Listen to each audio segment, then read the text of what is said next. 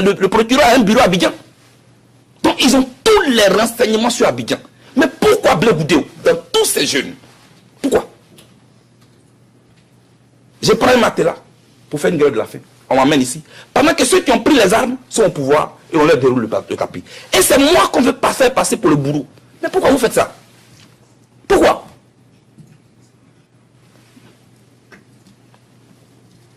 Et ils continuent toujours de me jeter la pierre. Mais moi je suis serein. Qu'ils me jettent la pierre, ceux qui se croient innocents. Mais peut-être que j'en aurai besoin pour ériger mon piédestal en faisant éclater la vérité dans ce procès. C'est pourquoi j'ai dit que moi, je suis en mission. Donc moi, je suis tranquille. Je ne cherche pas forcément à être libre. Pour vous dire, Madame la Présidente, que je voulais rappeler à Madame Massida les victimes du commando invisible, les victimes d'Anokwa-Kouté, ces populations sans défense, Madame, qui ont fui la mort pour aller se cacher dans des églises et dans des camps de réfugiés. Mais que, hélas, la mort a rattrapé. Imbibé d'essence, incendié par le commandant invisible. Le procureur n'a pas encore vu ça. À Abobo, à Abidjan. C'est comme ça que les gens fuyaient à Abobo pour aller vers Yopougon. Et c'est comme ça que les gens ont fait les barrages pour se protéger. On appelle ça l'instinct de conservation. Même les propres témoins du procureur l'ont affirmé.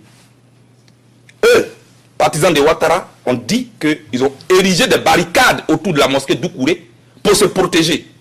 Donc cela répondait aussi au mot d'ordre de Blé Goudé. Demandez au procureur. Madame, moi je parle de toutes les victimes sans distinction. Parce que pour moi, la vie humaine est sacrée. Et un corps sans vie n'a pas de couleur politique, n'a pas d'ethnie, n'a pas de parti politique. Malheureusement, les représentants des victimes ont déjà choisi leurs victimes.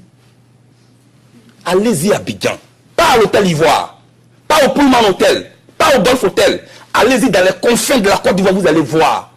Près de 1000 guerriers ont été ensevelis dans une fosse commune. Et les droits de l'homme dont vous citez les rapports ici. Vous n'avez pas vu ces rapports aussi? Madame la Présidente, s'il a existé un plan commun en Côte d'Ivoire, moi, je n'en connais ni les concepteurs, ni les exécutants. J'ignore même les objectifs de ce plan. J'ai plutôt pris mon temps pour aller vers les victimes de la guerre, madame. Pendant 3 mois, j'ai fait le tour de la Côte d'Ivoire. J'ai même recueilli Priska, une jeune fille qui a été violée. Madame la Présidente. Elle a été violée par les rebelles. Je l'ai fait transporter à l'hôpital. J'ai organisé un fundraising pour qu'on lui construise une maison. Moi, l'assassin dont on parle ici, qu'on veut vous présenter. J'ai tenté de réconcilier les Ivoiriens. Madame, c'est moi qui ai inventé cette expression. La valeur du pardon réside dans la faute, dans la gravité de la faute pardonnée. La valeur du pardon réside dans la gravité de la faute pardonnée. Le procureur n'a pas entendu ça. Dans toutes les chansons que j'ai fait enregistrer en Côte d'Ivoire, pour rapprocher les Ivoiriens. Madame la Présidente, voici exposé le plan commun que moi je connais. Madame, mais le procureur ne pouvait pas évoquer ça. Parce que lui, il veut présenter le Blé Goudé assassin, génocidaire. Mais moi j'attends ici à la cour ces témoins. Pour qu'eux et moi on parle de la Côte d'Ivoire et de sa crise. Pas de la Côte d'Ivoire de l'hôtel Ivoire. Pas de la Côte d'Ivoire d'Internet. Mais de la Côte d'Ivoire telle que la vivent les concitoyens ivoiriens. Dans sa réalité globale. Pour qu'on puisse réconcilier les Ivoiriens. Parce que la Côte d'Ivoire a besoin de ça. Et non de trier des leaders politiques dont on a peur pour les jeter ici. Madame la Présidente, les discours de la haine, je vous demande pardon. Envoyez-moi une seule, je n'ai pas dit 2, une seule vidéo où je suis en train d'inciter les gens à la haine. Quand je dis que le Burkina Faso est à la base de la crise ivoirienne, ça ce n'est pas la haine. C'est un fait. Les rebelles même le reconnaissent. Ils ont été formés au Burkina Faso. Et c'est de là qu'ils sont descendus sur la Côte d'Ivoire. Ce n'est pas moi qui l'ai dit. Ce n'est pas ça qu'on appelle les faits historiques. Quand on dit que Hitler a mis les Juifs dans des camps de concentration, ça c'est pas la haine. Ce sont les faits historiques qu'on rappelle pour ne plus que ça se répète. Voilà, madame. Donc je n'ai pas incité les gens à aller tuer des Burkinabés. Ce n'est pas vrai. Madame la Présidente, au terme de mes précisions, et je vais finir bientôt, vous comprendrez aisément que les allégations contre moi résistent peu à la rigueur du droit. Alors, je trouve injuste que l'on veuille faire supporter à mes frères épaules la lourde responsabilité de la crise qui a endeuillé mon pays. Madame, dans mon combat légitime de non-violence, aucune goutte de sang n'écrit contre moi. J'ai les mains pures, Madame la Présidente. Mon crime, s'il devait en exister un, c'est d'avoir crié pendant plus de 10 ans qu'il est immoral de vouloir accéder au pouvoir par la voie des armes. C'est pourquoi il vous plaira, Madame la Présidente, de demander à l'accusation d'orienter ses enquêtes ailleurs et d'inscrire mon nom sur la liste des victimes de cette guerre. Oui, Madame, je suis une victime. Sinon, je ne serais pas ici. Quoi que puissent en dire mes détracteurs. Il est l'art oratoire. C'est un défaut. Il y a des gens qui vont même à l'école pour apprendre l'art oratoire. Pourquoi vous voulez transformer les valeurs à quelque chose qui est mauvais? Il est charismatique. Ce n'est pas un défaut. C'est ce même charisme-là que j'ai utilisé pour faire la caravane de la paix.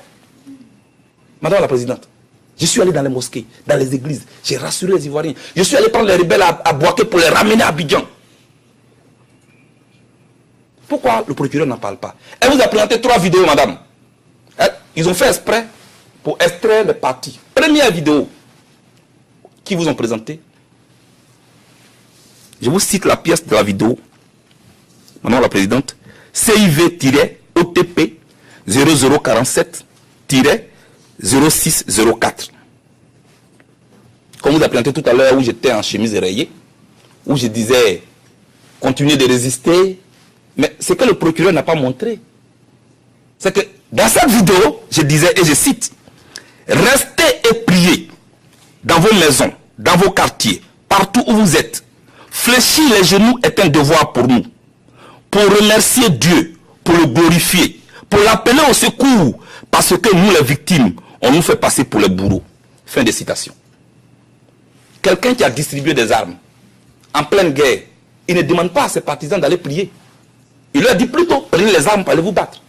Mais voilà Blé Goudé, curieusement, qui demande à ses partisans de fléchir les genoux et puis prier. Mais pourquoi le procureur ne dit pas ça? Je ne trouve pas ça honnête, excusez-moi. Deuxièmement, Madame la Présidente, elle vous a présenté une autre vidéo où je disais, nous allons vous lancer le mot d'ordre bientôt, nous sortons d'une réunion. Mais juste avant ça, ce qu'elle n'a pas dit, c'est que j'ai dit, évitons le piège de la guerre civile. Pourquoi vous n'avez pas dit ça? C'est dans la vidéo. Parce que vous voulez me faire passer pour un criminel.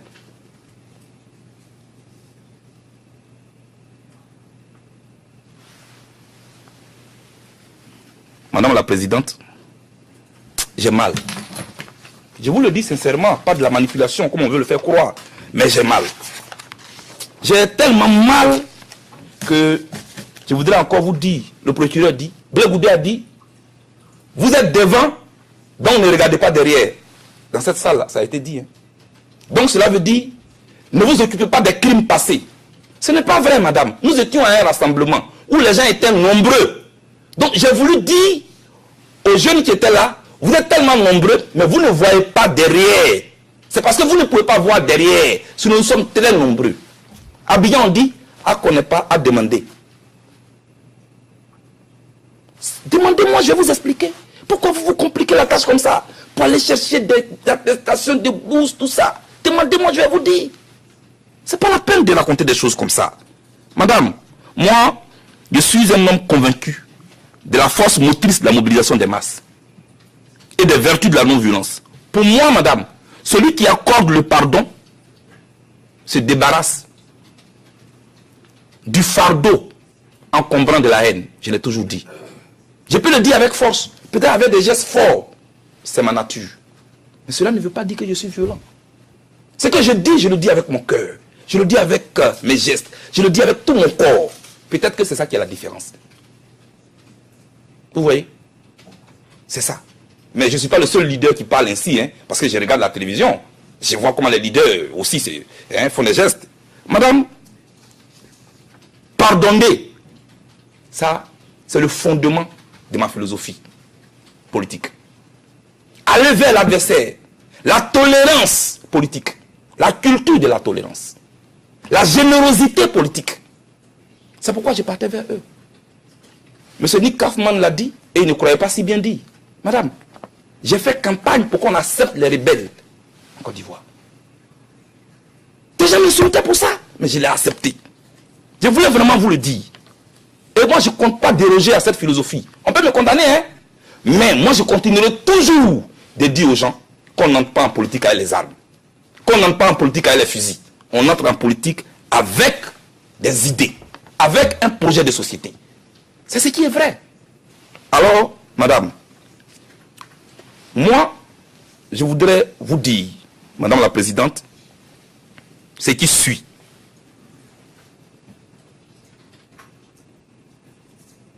Toutes mes actions politiques ont été toujours guidées par un seul principe.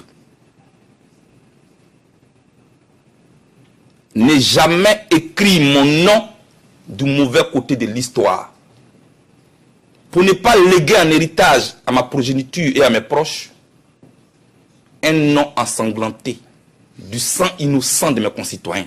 Jamais je ne participerai à ça. Et c'est moi qui ai dit, je ne veux pas participer à la rwandisation de la Côte d'Ivoire. Le procureur n'a pas entendu ça non plus.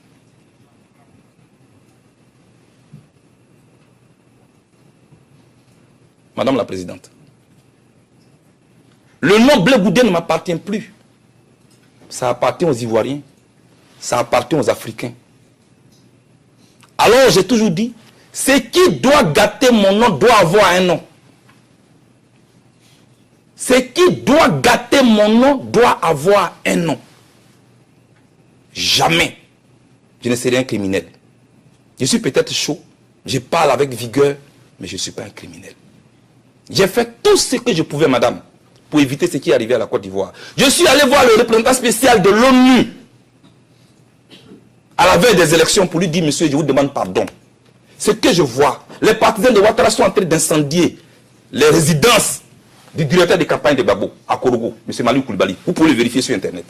J'avais Koulibaly, porte-parole de Gbagbo. Sa maison a été incendiée à Katioula. Je suis allé voir le représentant spécial de l'ONU pour lui dire, il faut que Gbagbo, Bédié et Ouattara fassent une campagne pour désarmer les cœurs avant les élections.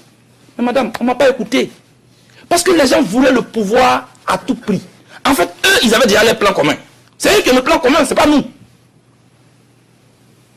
Madame la Présidente, je voudrais que, au nom de la balance que je vois ici, sur tous les papiers en tête de la CPI, qui est le symbole de la justice, de l'équité, Madame la Présidente, je vous serai reconnaissant de me laisser rentrer chez moi, auprès des Ivoiriens, pour construire et bâtir ensemble avec eux la réconciliation et la paix, comme je l'avais déjà commencé. Et pour continuer de dire à ceux qui n'ont pas encore compris qu'on n'entre pas en politique avec les armes, plutôt avec des idées et un projet de société. Madame, la prison, certes, c'est dur. Ça peut même durer. Mais ça ne dure pas éternellement. Et comment il s'appelle, Abraham Lincoln n'a pas eu tort. Quand il disait, pour une cause noble, on ne perd jamais son temps en prenant tout son temps.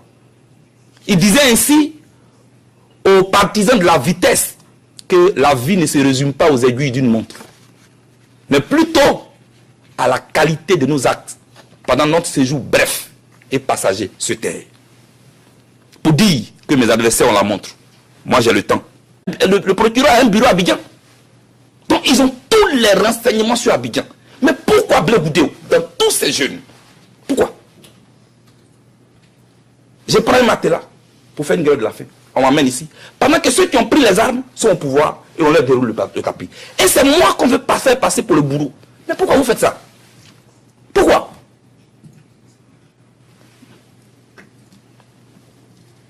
Et ils continuent toujours de me jeter la pierre. Mais moi je suis serein. Qu'ils me jettent la pierre, ceux qui se croient innocents.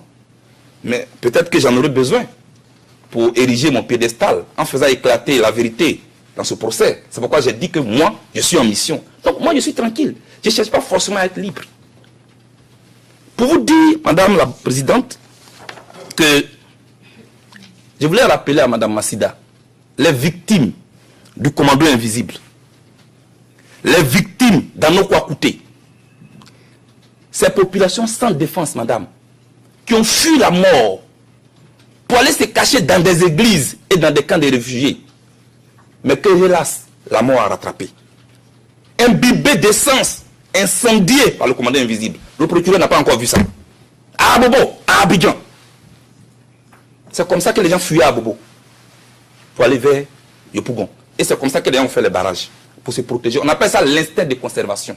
Même les propres témoins du procureur l'ont affirmé. Eux, partisans de Ouattara, ont dit qu'ils ont érigé des barricades autour de la mosquée d'Oukouré pour se protéger. Donc cela répondait aussi au mot d'ordre de Blé Goudé. Demandez au procureur. Madame, moi je parle de toutes les victimes sans distinction. Parce que pour moi, la vie humaine est sacrée. Et un corps sans vie n'a pas de couleur politique, n'a pas d'ethnie, n'a pas de parti politique. Malheureusement, les représentants des victimes ont déjà choisi leurs victimes. Allez-y à Abidjan, pas à l'hôtel Ivoire, pas au Pullman Hotel, pas au Golf Hotel. Allez-y dans les confins de la Côte d'Ivoire, vous allez voir. Près de 1000 guerriers ont été ensevelis dans une fosse commune. Et les droits de l'homme dont vous citez les rapports ici. Vous n'avez pas vu ces rapports aussi? Madame la Présidente, s'il a existé un plan commun en Côte d'Ivoire, moi, je n'en connais ni les concepteurs, ni les exécutants. J'ignore même les objectifs de ce plan. J'ai plutôt pris mon temps pour aller vers les victimes de la guerre, madame. Pendant 3 mois, j'ai fait le tour de la Côte d'Ivoire. J'ai même recueilli Priska, une jeune fille qui a été violée. Madame la Présidente. Elle a été violée par les rebelles. Je l'ai fait transporter à l'hôpital. J'ai organisé un fundraising pour qu'on lui construise une maison. Moi, l'assassin dont on parle ici. Qu'on veut vous présenter. J'ai tenté de réconcilier les Ivoiriens. Madame, c'est moi qui ai inventé cette expression. La valeur du pardon réside dans la faute, dans la gravité de la faute pardonnée. La valeur du pardon réside dans la gravité de la faute pardonnée. Le procureur n'a pas entendu ça.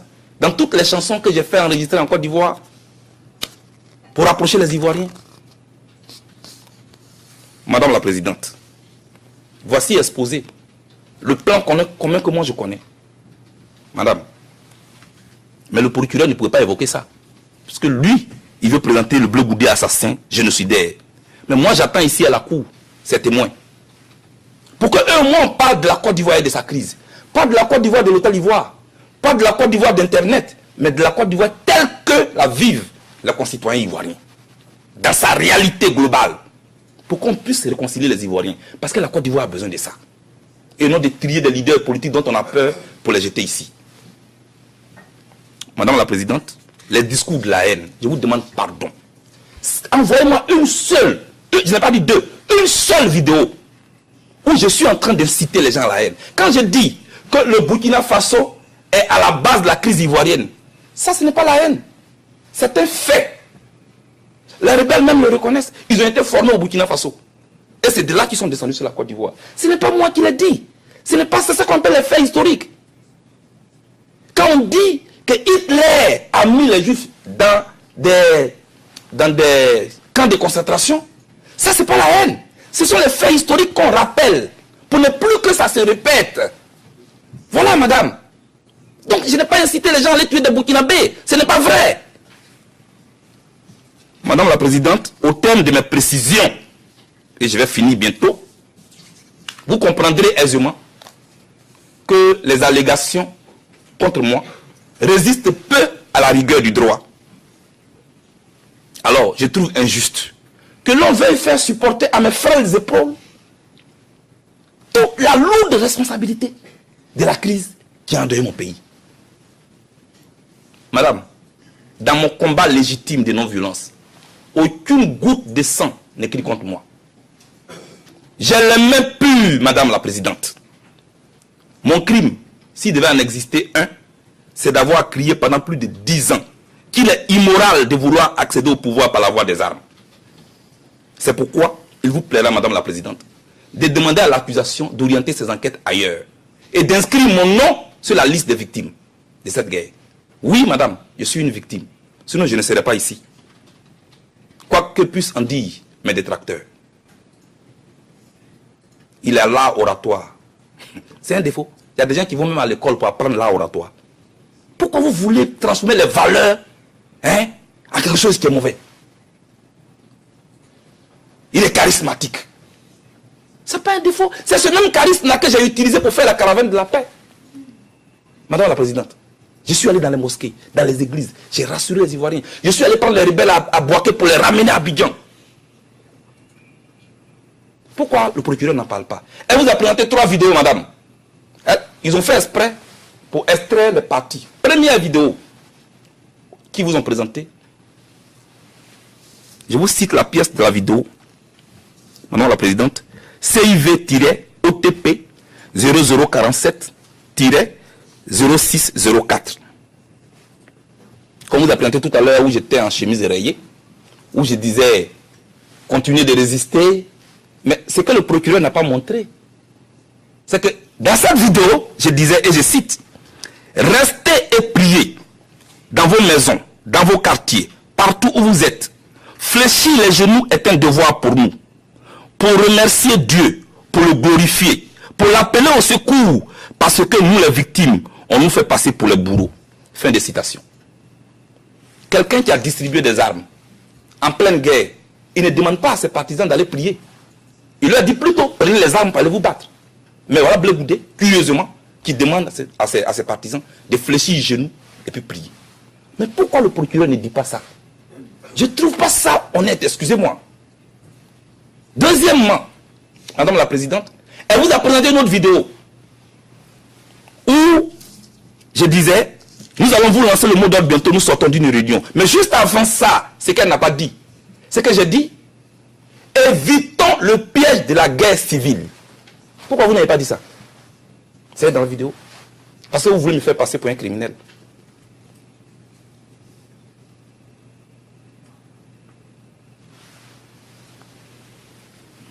Madame la Présidente, j'ai mal. Je vous le dis sincèrement, pas de la manipulation comme on veut le faire croire, mais j'ai mal. J'ai tellement mal que je voudrais encore vous dire, le procureur dit, Blé Goudé a dit, vous êtes devant, donc ne regardez pas derrière. Dans cette salle-là, ça a été dit. Donc cela veut dire, ne vous occupez pas des crimes passés. Ce n'est pas vrai, madame. Nous étions à un rassemblement où les gens étaient nombreux. Donc j'ai voulu dire aux jeunes qui étaient là, vous êtes tellement nombreux, mais vous ne voyez pas derrière. C'est parce que vous ne pouvez pas voir derrière. Sinon nous sommes très nombreux. À Abidjan on dit, à connaît pas, à demander. Demandez-moi, je vais vous expliquer. Pourquoi vous vous compliquez la tâche comme ça? Pour aller chercher des attestations, des bourses, tout ça. Demandez-moi, je vais vous dire. Ce n'est pas la peine de raconter des choses comme ça. Madame, moi, je suis un homme convaincu de la force motrice de la mobilisation des masses et des vertus de la non-violence. Pour moi, madame, celui qui accorde le pardon se débarrasse du fardeau encombrant de la haine. Je l'ai toujours dit. Je peux le dire avec force, peut-être avec des gestes forts.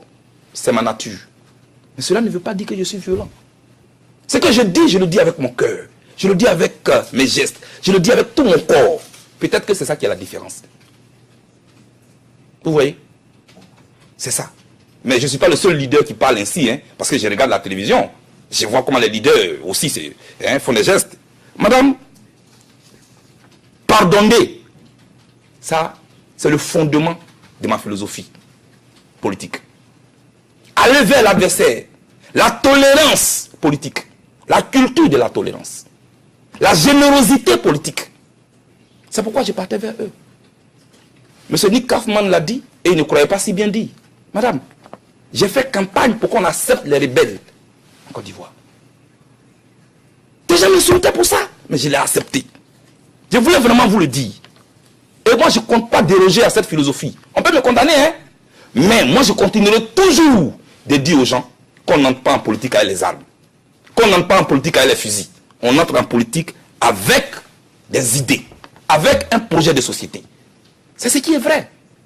Alors, madame, moi, je voudrais vous dire, madame la présidente, ce qui suit.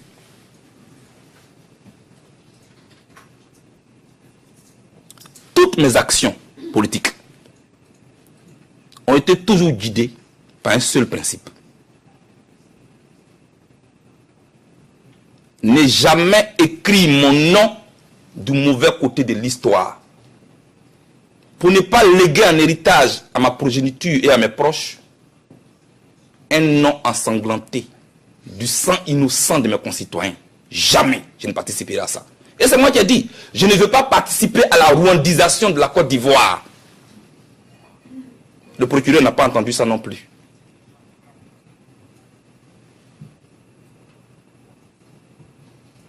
Madame la Présidente, le nom Blé Goudé ne m'appartient plus. Ça appartient aux Ivoiriens. Ça appartient aux Africains. Alors j'ai toujours dit, ce qui doit gâter mon nom doit avoir un nom. Ce qui doit gâter mon nom doit avoir un nom. Jamais je ne serai un criminel. Je suis peut-être chaud, je parle avec vigueur, mais je ne suis pas un criminel. J'ai fait tout ce que je pouvais, madame, pour éviter ce qui est arrivé à la Côte d'Ivoire. Je suis allé voir le représentant spécial de l'ONU à la veille des élections pour lui dire, monsieur, je vous demande pardon. Ce que je vois, les partisans de Ouattara sont en train d'incendier les résidences du directeur de campagne de Gbagbo à Korogo, M. Maliou Koulibaly. Vous pouvez le vérifier sur Internet. J'avais Koulibaly, porte-parole de Gbagbo. Sa maison a été incendiée à Katioula. Je suis allé voir le représentant spécial de l'ONU pour lui dire, il faut que Gbagbo, Bédié et Ouattara fassent une campagne pour désarmer les cœurs avant les élections. Mais madame, on ne m'a pas écouté. Parce que les gens voulaient le pouvoir à tout prix. En fait, eux, ils avaient déjà les plans communs. C'est eux qui ont le plan commun, ce n'est pas nous. Madame la Présidente, je voudrais que, au nom de la balance que je vois ici, sur tous les papiers en tête de la CPI, qui est le symbole de la justice, de l'équité, Madame la Présidente, je vous serai reconnaissant de me laisser rentrer chez moi, auprès des Ivoiriens, pour construire et bâtir ensemble avec eux la réconciliation et la paix, comme je l'avais déjà commencé. Et pour continuer de dire à ceux qui n'ont pas encore compris qu'on n'entre pas en politique avec les armes, plutôt avec des idées et un projet de société. Madame, la prison, certes, c'est dur. Ça peut même durer. Mais ça ne dure pas éternellement. Et comment il s'appelle, Abraham Lincoln n'a pas eu tort. Quand il disait, pour une cause noble, on ne perd jamais son temps en prenant tout son temps. Il disait ainsi aux partisans de la vitesse que la vie ne se résume pas aux aiguilles d'une montre, mais plutôt à la qualité de nos actes pendant notre séjour bref et passager sur terre. Pour dire que mes adversaires ont la montre, moi j'ai le temps.